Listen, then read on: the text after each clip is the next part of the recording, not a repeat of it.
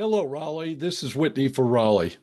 I want to go back and talk about my campaign over the last year for my run for Raleigh City Council, North Raleigh, uh, District A district, and just sort of go through because I've got a list here of what I would call wins. My campaign, I really believe, had an effect on where City Council went and where they're going in the future. And I'm going to claim some victories here just on the issues and where things are going, and then talk about a few things I think still need to be done. Number one, the Christmas parade was reinstated. It took 2 years to do that, but that's bureaucracy, I guess, for them to come up with a guidelines for making the parade safe for motor vehicles. It took 2 years to be able to do that. That sort of had me scratching my head. To me, that's something that should have been, they should have been able to put together in a couple of months, but or if not sooner.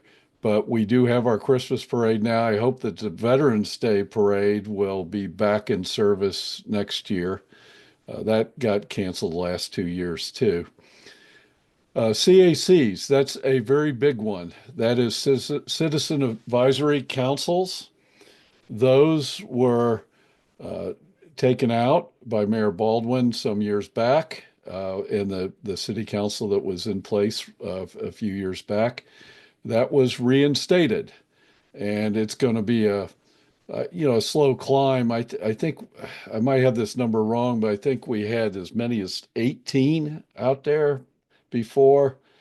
Now there's probably about five or six, and it's going to take a while to get these back to full strength. And I'm glad to see that happen.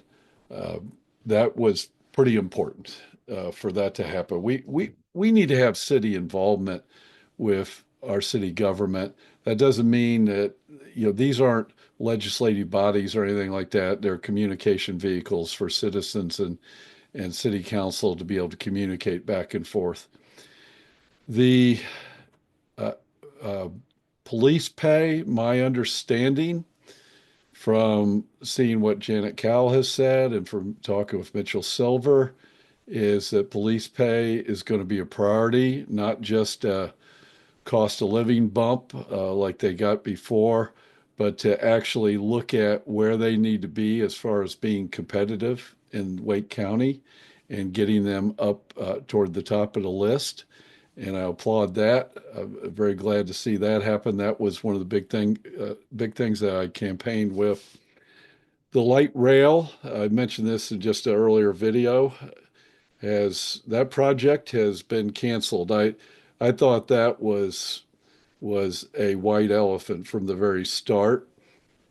We, you know, we're at a time now where people are telecommuting, and I don't think you could have put in a light rail for commuting, a commuter train that would have been effective and would have really been used. Might have been a great thing to write up to when Carolina and Duke were playing basketball or something like that, but or see a show up in Durham, that kind of thing. But that that was really, I think, a boondoggle from the very start. And so that project has been delayed at least for 10 years, which probably means it's not going to happen. So another area there that uh, is probably one of the biggest ones is housing. So housing is being dealt with. I'm not going to say I'm going to call that a partial win. Raleigh right now has lots of people living in tent cities. And just so you know, a lot of these people, my understanding is that they have jobs, they are working people, but we simply don't have enough places in Raleigh to live. And at the end of the day, whether you're talking about luxury apartments, housing in the suburbs at all income levels, uh, apartments, affordable apartments, whatever it is, if you don't have enough of them, income levels are going to get pushed down into lower income housing, and out the bottom are going to be the low income folks are going to get pushed out. Just simply, they're not going to be able to afford to live in Raleigh. And we're still at that point, but there has been a commitment to build double the amount of public housing that we've been building. I'm going to say this, that I don't like housing projects, and I don't think that is our best solution. Probably have to have a certain amount of it. But for me, what we really need to be doing is what I was shown, and that was the Nehemiah project up in New York, where where the city donated over land that was being unused, condemned land and such, and that they worked with nonprofits to build units that people could finance and be able to own. Now, ownership gives a fixed payment for the life of the loan, and at some point can be paid off. When you're talking about paying rent, whether it's a housing project or whatever, at some point in the future with inflation, your rent payment's going to go up. You're always going to be sort of, behind that eight ball on that, never really being able to get to a point where you can just pull back on the stick with your payment for housing. So uh, that model is what's used by the Habitat for Humanity folks. I was surprised after meeting with them. I didn't realize this Habitat for Humanity helps people to finance their own units that are built and be able to live in them. So they're not just giving away a house. I think it may have started up that way.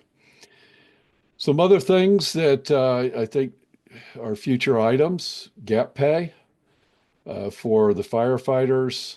That I'm not going to get into details of that. That's another video that was done, but they tried to confuse that issue by throwing in the city employees and everything. But gap pay is something for firefighters that when they hit that age of, where they typically might retire in their early 50s, that they get a short-term pension to get them over to when they start getting to Social Security.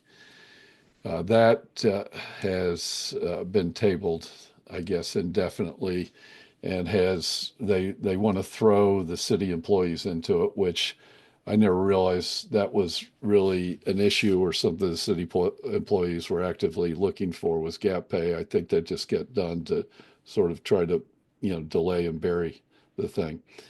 So uh, the the one other thing that hasn't happened are the amount of police, and I'm not sure whether or not this current city council is going to do that. We have not increased our police numbers, and part of that is because of the pay issue, which I'm being told is going to be corrected. But we have not increased our police numbers in 20 years.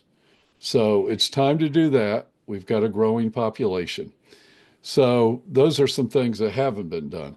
So I'm going to claim victory on some of this as far as my positions happening. In running, I felt like I played a part in helping those things to get corrected. There's other ones too, so those are some of the ones that stood out. And I'm going to be watching this city council ongoing and still putting out news reports on what's going on in there. I feel very optimistic about what's coming up, and I hope that the job is going to get done. I really very optimistic about the CACs. I think that is something that's been put back into place that I'm really glad to see. So this is Whitney for Raleigh signing off. I appreciate you listening to this video.